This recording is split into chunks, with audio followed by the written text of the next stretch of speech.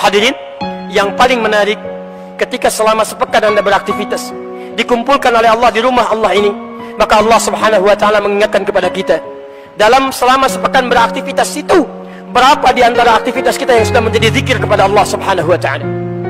Jangan-jangan selama sepekan ke belakang, dari mulai hari Ahad, hari Senin, hari Selasa, hari Rabu, hari Kamis, antum sibuk dengan urusan dunia antum. Kadang-kadang berangkat gelap, pulang gelap, lupa dengan sholat, jarang baca Al-Quran, apalagi menghafal Quran, jarang berzikir kepada Allah, tidak ada istighfar, tidak ada doa. Kalau cuma seperti itu, jangankan antum, orang-orang jahiliyah sudah juara pada zamannya. Non-muslim sudah bisa lebih hebat. Kalau cuma mengumpulkan harta benda sebanyak-banyaknya, Qarun lebih kaya dibandingkan dengan antum. Wa inna mafatihahu latanu'u bil husbah, latanu'u bil usbah.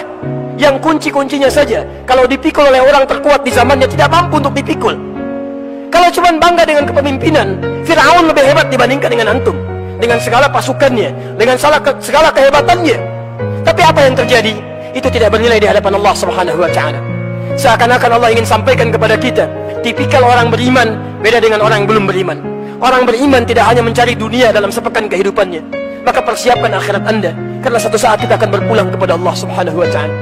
Jangan-jangan Anda sibuk mencari dunia, berangkat gelap, pulang gelap, mencari sesuatu untuk kemewahan dunia Anda. Ingin rumah seluas-luasnya, ingin harta benda sebanyak-banyaknya, ingin mobil semewah-mewahnya. Padahal Anda yakini demi Allah, ketika masuk ke alam kubur, semua itu tidak akan dibawa. Maka pertanyakan pada diri Anda hingga saat ini, pulanglah ke rumah, cek keluarga Anda, lihat bagaimana sholat Anda sampai dengan hari ini. Jangan-jangan dari kemarin, untuk yang fardu saja bukan sunnahnya, masih terlambat dikerjakan. Jarang Anda sholat di masjid, Quran masih belum dihafalkan, untuk baca masih belepotan. Hadirin, seorang Mu'adh, anak kecil usia 4 tahun, tinggal di kota Asyut, di Mesir. Matanya buta, tidak mampu melihat. Dia memohon kepada ayahandanya, "Ya abati, Bapak, uridul Quran, saya ingin menghafal Quran." Maka difasilitasi oleh ayahandanya, menempuh jarak 20 km dengan kendaraan motor yang sangat sederhana. Masya Allah. Kemudian diajak dia, singkatnya, menemui syekhnya. Dalam perjalanan, Masya Allah, ya, diatur oleh ayahandanya. Setiap di jalan Mu'adh bacakan Qurannya, ayahnya menyimaknya. Begitu demikian sampai dengan kemudian Mu'adh hafal Quran. Mu'adh hafal Quran. Anaknya yang buta hafal Quran, ayahnya mengantar tidak hafal Quran.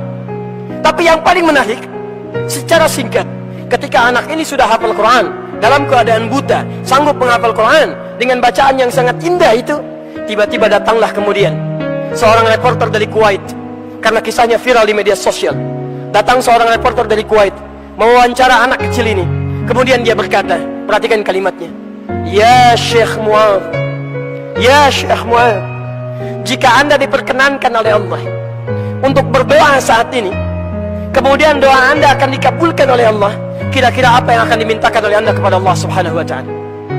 Perhatikan kalimatnya, "Wallahi, demi Allah, wallahi, demi Allah, saya sejak mulai menghafal Quran, dalam keadaan mata saya buta ini, sampai dengan saat ini, kalaulah saya diperkenankan untuk bermohon kepada Allah dan dikabulkan, saya akan meminta kepada Allah 2 hal dalam kehidupan saya. Pertama, perhatikan kalimatnya, wallahi, saya akan minta kepada Allah agar Allah terus membutakan mata saya sampai dengan kiamat. Agar Allah terus membutakan mata saya sampai dengan kiamat. Karena dengan buta mata inilah Allah berikan Quran kepada diri saya. Saya takut kalau kemudian mata saya bisa melihat lagi, tiba-tiba mata saya bisa bermaksiat kembali, melihat yang dilarang oleh Allah Subhanahu wa Ta'ala, yang dengan itu menghilangkan Al-Quran yang telah saya hafalkan." Anak 4 tahun, matanya buta, tidak bisa melihat, dia menghafalkan Quran untuk menjaga dirinya supaya tidak berbuat maksiat dalam kehidupannya. Anda diberikan 40 tahun, 50 tahun, mata bisa melihat. Apa yang akan Anda gunakan dengan mata yang bisa melihat itu? Jangan-jangan sampai hari ini hanya Anda bisa mengumpulkan maksiat saja. Jangankan menghafal Quran, membaca Al-Quran pun masih belum baik dalam bacaan kita. Kalau dengan usia yang diberikan sampai saat ini, Anda belum menyiapkan bekal ibadah juga, dengan cara apa lagi Allah bisa menambah usia Anda? Hadirin, yang kedua ini yang paling indah. Dan disinilah kita akan menutup khutbah kita dengan bermohon kepada Allah Subhanahu wa Ta'ala. Perhatikan apa yang disampaikan Mu'adh. "Wallahi, saya akan bermohon kepada Allah Subhanahu wa Ta'ala, jika itu diperkenankan, saat saya datang di hari kiamat nanti, dengan tangan saya bergetar, kaki saya bergetar, Dan saya akan menghadap kepada Allah sendirian, tanpa ditemani oleh siapapun, termasuk ayah saya yang menemani saya. Saya akan katakan kepada Allah pada saat itu, perhatikan kalimatnya, Ya Rabb, Ya Rabb, jika sampai saat ini